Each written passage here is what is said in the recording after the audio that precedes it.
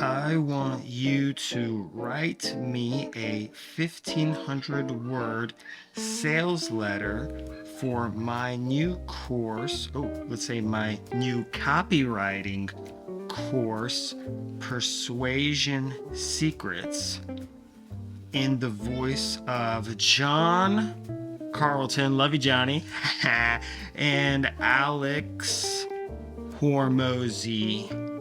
Go! Let's see what it can do. Okay. Huh? Oh boy. Ooh.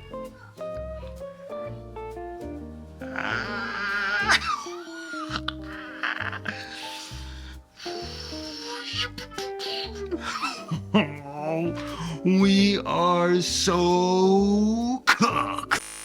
All right, what's going on, guys? Alan Dragu here, El Copygo, and I want to talk about this. I want to talk about, is AI going to replace copywriters in 2025? The reason I'm asking this question is because I had to ask myself this question. A few weeks ago, I was looking for a junior copywriter to join my team, and in that process, I was using AI to prompt some of the draft work so I can get some of the tasks off my plate, and I'll copy chief it later.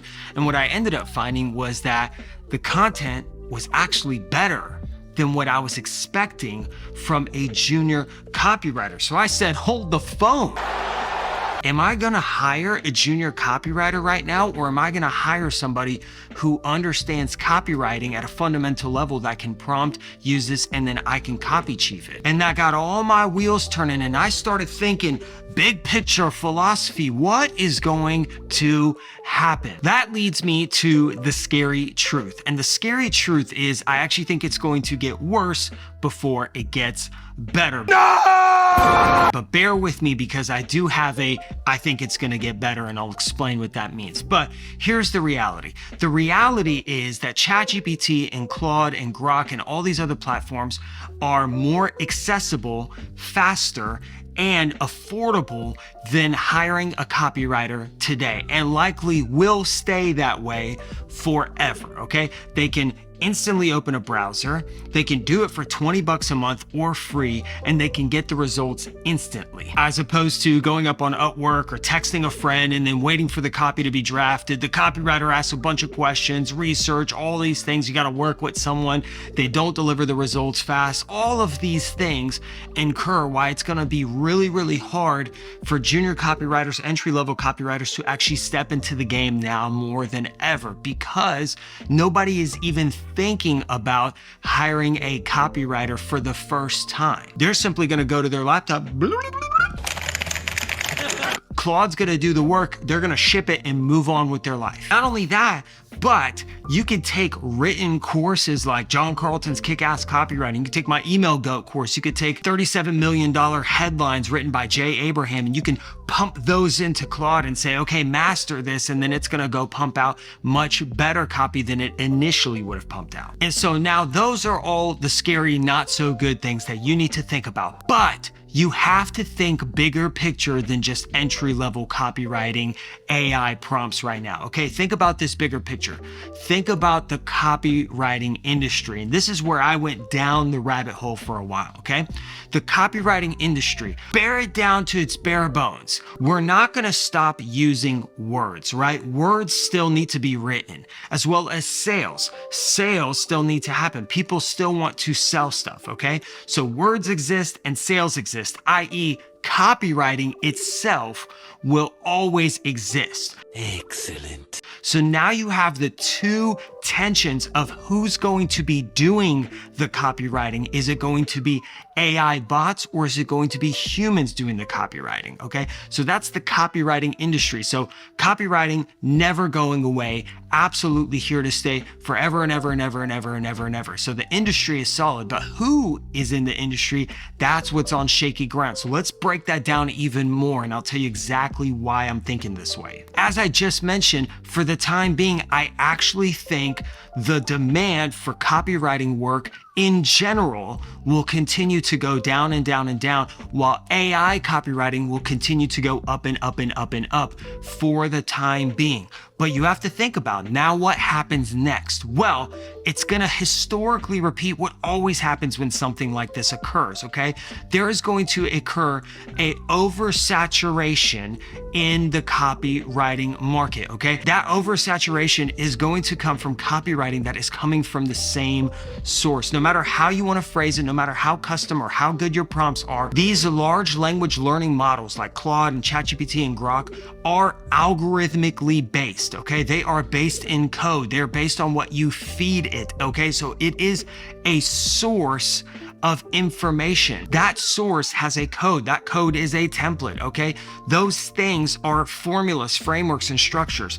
And so when you have an entire market that's getting overwhelmed from the same source, imagine it as if Gary Bencivenga, the famous copywriter, had written every single ad for all the products in the 80s and 90s. Well, all the ads would have a similar taste, feel, structure, vibe to it. No, even though there's nuances in different markets and different prompts and all this stuff, they would have the same original source. And so they would feel the same. Other examples of this would be like in the 2000s and 2010s when every shoe looked like Nike, even though it was different brands. It was Adidas, it was New Balance, it was all these things. Every shoe kind of looked like Nike. They were following the Nike trend. And then Kanye comes out of nowhere, drops a Yeezy, and it blows up. It's called the Yeezy effect. Okay, this is where it's going. It's going to an oversaturated market temporarily, an oversaturated market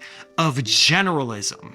That generalism is sourced from these AI large language learning models. And what that is going to do is it's going to create a brand new segment of the copywriting market. That's right. Whenever there's an oversaturation of one thing, what it does is it actually creates opportunity to do a different thing. Back to my Nike and Yeezy's example. When everything starts feeling like Nike, Yeezy does the opposite and completely destroys the entire industry, takes over the entire market, and becomes $1 billion brand almost overnight. Then everybody copies Yeezys, and the next thing happens, and so and so. So it's zig and zag, zig and zag. Right now, the market is zigging towards an AI saturated market, which means there are two things that you as a copywriter can do to not be replaced by AI. Number one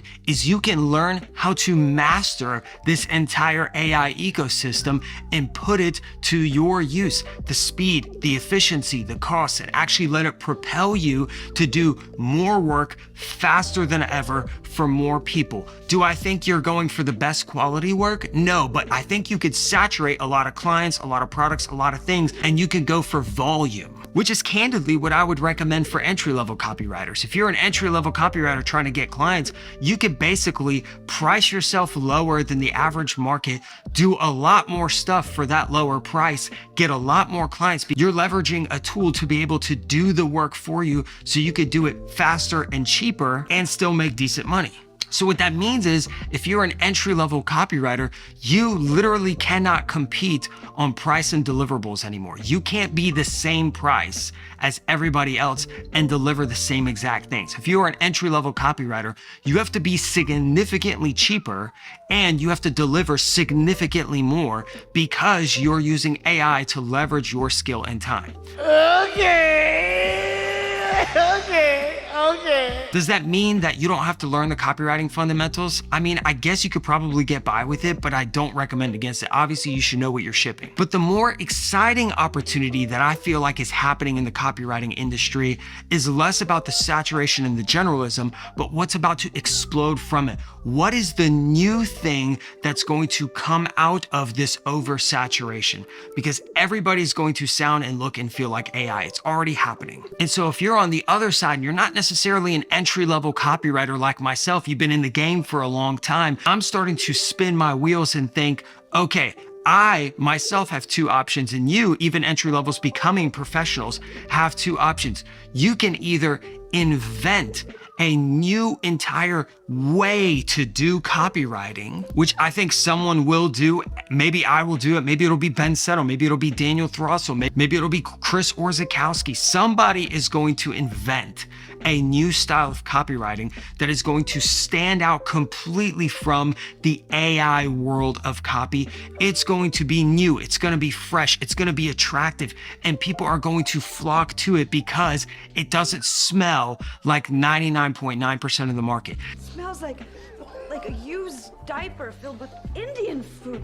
The demand for that new style of copywriting will be incredibly high, and whoever does that will print cash because they will be one of the most in-demand copywriters in the world. They will get completely ripped off again. The market will oversaturate. Somebody will zag the other way. But the further I dig into this, the more comfortable I actually feel with the style of copywriting that I've been writing for the last few years, and I call it relational copy. I actually swipe the influence from people like Ben Settle, Daniel Throssell, because these people have been writing relational copy for the last 15, 20 years, meaning it's not your typical like features and benefits and premiums and promos and sales and discounts and all that stuff. While they do inject some of that, their entire copywriting structure and brand is built off personal relationships, telling their personal stories, writing in their personal voice. And while this is a much slower way to build a copywriting brand, it is actually the most sustainable way to build a copywriting brand, because it doesn't matter if the market is zig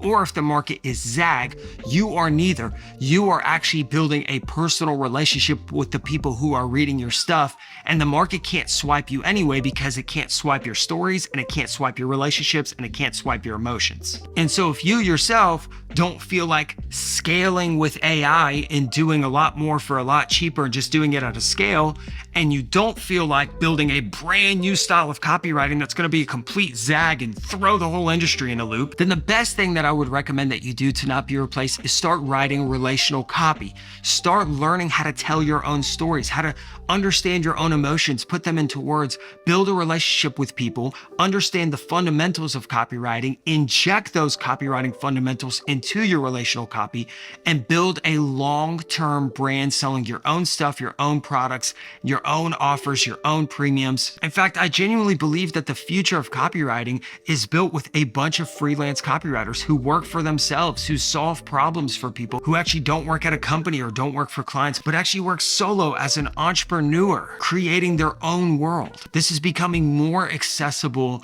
than ever, especially with the likes of YouTube and email, SMS. Now, can you be a personal brand that uses AI? Yes, but I wouldn't recommend using AI in your copy, because then again, you're going zig. You're doing what the rest of the market is doing. You're gonna look, feel, smell, and sound like the rest of the market. So you're actually negating your advantage. Can you use AI for your business operations? Sure, for expenses and all that other crap that you're doing, ideate, whatever. But injecting it into your copy as a relational copywriter is actually, again, going to negate your advantage. And if you want to learn how to write relational copy that is timeless and can be industry proof from AI or whatever the new copywriting is, then I've got a couple options for you. Number one, you could join my email list at alandragu.com. I send a daily email every day. You could jump in, read my stuff, see how I do it, follow me, and use my daily emails as inspiration and momentum for you to build your own daily email list, tell your own stories, and build your own brand. Number two, if you're looking for something a little bit more practical and something you could get your hands on today and start working,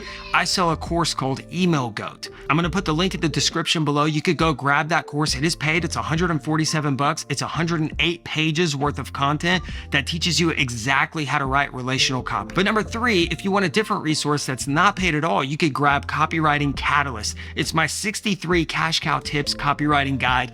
It's a bunch of tips that you can read in 90 seconds or less and really understand the fundamentals of copywriting and relational copywriting. Any one of those options are going to be really helpful options. A couple other people that I recommend is Ben Settle and Daniel Throssell. I mentioned them both in this video. I'm going to put their newsletter links in the descriptions down below. Heads up, they both send daily emails as well. So if you're subscribing to all three of us, you might be bombarded. But All three of us are freaking awesome. So you're really going to enjoy those emails and you're going to learn a lot about relational copy. Plus, kudos to those guys. I really appreciate what they do and I've learned so much from them. Overall, those are my thoughts on the copywriting industry and will copywriters be replaced in 2025. Those are your three paths. So you're either going to scale and do a lot more for a lot less money and just handle a bunch of clients and make money that way. You're going to go right. You're going to build something entirely new, sound like nobody else, and absolutely blow up the industry. Or you're going to write relational copy where you are a category of one, a brand of one. Nobody can swipe or steal you. And you're just going to build relationships over time. Any one of those paths, I believe, are viable. They're industry proof. And I believe they're genuinely going to help you a ton. So if you enjoyed this video, make sure to like and subscribe to the channel. It means so much. If you like and subscribe, I will continue to put out free content like this. I will continue to add free courses as well as paid courses. Come on, you know that. And anything else that I can help you with. So drop a comment on this video. What did you enjoy? What do you want me to make next? I appreciate it and I'll chat with you guys soon. Okay, now, what am I spelling? Okay, now I want you to rewrite it in the voice of Goatman Gary Bensavenga. Dude, do you think Claude's getting mad at me? I'm happy to rewrite this. He's like, yeah, no problem. Gary Bensavenga is considered one of the greatest copywriters. That's why I said the Goat Man, idiot. The overlooked research that could double your response rates almost overnight. Yeah, that sounds like something Gary would say. A special briefing for serious professional copywriters. Okay, some of this isn't. All right, we're not that cooked. I mean, we're cooked, but we're not that cooked. Why most copywriting advice falls dangerously short. Yeah, dude, we get it. Offer proof. Ask for a sale. This advice isn't wrong. All right, we get it. We get it. We're not that cooked. Bye.